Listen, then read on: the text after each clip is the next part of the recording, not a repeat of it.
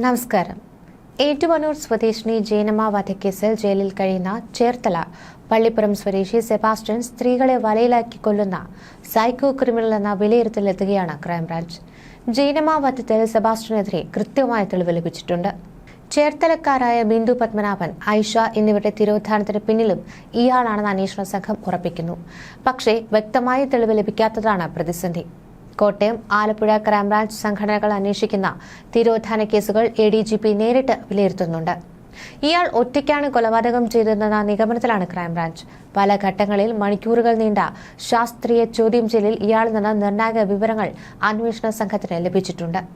2024 ഡിസംബറിൽ ജയനമ്മയെ കാണാതായതു മുതലുള്ള മുഴുവൻ ഫോൺ വിളികളും ക്രൈംബ്രാഞ്ച് പരിശോധിച്ചിട്ടുണ്ട്.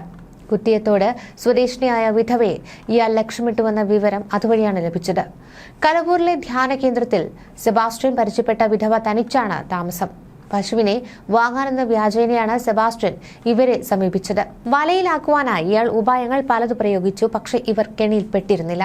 കഴിഞ്ഞ ദിവസം കോട്ടയം ക്രൈംബ്രാഞ്ച് സംഘം ഇവരുടെ വീട്ടിലെത്തി വിവരങ്ങൾ ശേഖരിച്ചു. സൈക്കോ ക്രിമിനൽ ആണ് ഇയാളെന്ന സംശയത്തിന് ബലമേകുന്ന വിവരങ്ങളാണ് തുടരെ ലഭിക്കുന്നത്. മഹസർ തയ്യാറാക്കുവാനും നേരത്തെ നടത്തിയ പരിശോധനകളെ വിശദാംശങ്ങൾ രേഖപ്പെടുത്താനുമായിരുന്നു സെബാസ്റ്റ്യന്റെ വീട്ടിലെത്തിയ അന്വേഷണ സംഘത്തിന്റെ കഴിഞ്ഞ ദിവസത്തെ നടപടി. ഈ വീട്ടുവളപ്പിൽ കണ്ടെത്തിയ മൃതദേഹ ഭാഗങ്ങളുടെ DNA പരിശോധനാ ഫലം അടുത്തയാഴ്ച ലഭിക്കുമെന്നാണ് കരുതുന്നത്. വീടിന്റെ സ്വീകരണ മുറിയിലും ശുചിമുറിയിലും കണ്ടെത്തിയ രക്തക്കറ ജയനമ്മയുടേതാണെന്നാണ് സ്ഥിരീകരിച്ചത്.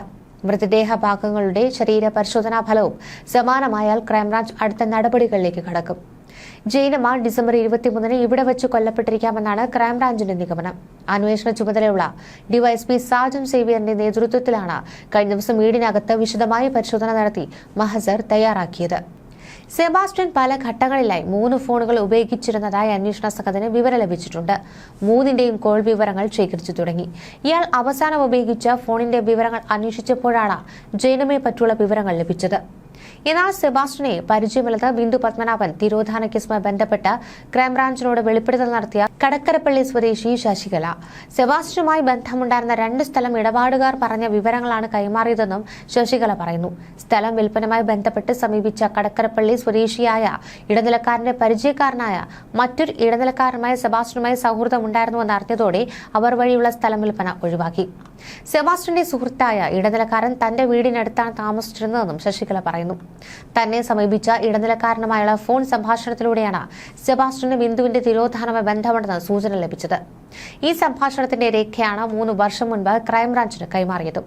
അതനുസരിച്ചാണ് തന്റെ മൊഴി രേഖപ്പെടുത്തിയതെന്നും ശശികല പറയുന്നു. ചേർത്തല ബിന്ദു പത്മനാഭൻ തിരോധാനത്തിൽ നിർണായക വെളിപ്പെടുത്തലുകളൊക്കെ പുറത്തു വന്നിട്ടുണ്ട്. ബിന്ദുവും സീരിയൽ കില്ലർ എന്ന് കരുതുന്ന സെബാസ്റ്റ്യനും ഒരുമിച്ച് കഴിഞ്ഞിരുന്നുവെന്നാണ് നിർണായക വെളിപ്പെടുത്തൽ പുറത്തുവന്നത്.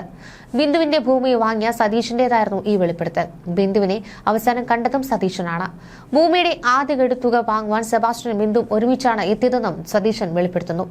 ഇയാളെ ക്രൈംബ്രാഞ്ച് സംഘം കഴിഞ്ഞ ദിവസം ചോദ്യം ചെയ്തു. സെബാസ്റ്റ്യൻ ബിന്ദുവിന്റെ പേരിൽ വ്യാജ തിരിച്ചറിയൽ രേഖകൾ ഉണ്ടാക്കുകയും SSLC ബുക്കും ഡ്രൈവിംഗ് ലൈസൻസും വ്യാജമായി നിർമ്മിച്ചതായും പോലീസ് കണ്ടെത്തിയിരുന്നു. ഇടപ്പള്ളിയിലെ ഭൂമി കൈക്കലാക്കുവാൻ ഇയാൾ കുറുപ്പുംകുളങ്ങര സ്വദേശിനി ജയ എന്ന അമ്മിനിയെ ആൾമാറാട്ടം നടത്തി. ബിന്ദുവിന്റെ പേരുള്ള വ്യാജരേഖകൾ സെബാസ്റ്റ്യൻ തയ്യാറാക്കിയത് ജയയുടെ സഹായത്തോടെയാണെന്നാണ് പോലീസ് കണ്ടെത്തിയിട്ടുള്ളത്. ജയയുടെ ഫോട്ടോയും ഒപ്പും ഉപയോഗിച്ചു. ജയയെ ബിന്ദുവായി ആൾമാറാട്ടം നടത്തി. സബ് രജിസ്ട്രാർ ഓഫീസിൽ ബിന്ദുവായി ഹാജരാക്കിയത് ജയയെ ആണെന്നുള്ള നിർണായക വിവരമാണ് പോലീസ് നേരത്തെ കണ്ടെത്തിയിരുന്നത്. കേസിൽ ജയയുടെ പങ്ക് പോലീസ് വിശദമായി തന്നെ പരിശോധിച്ചു വരികയാണ്.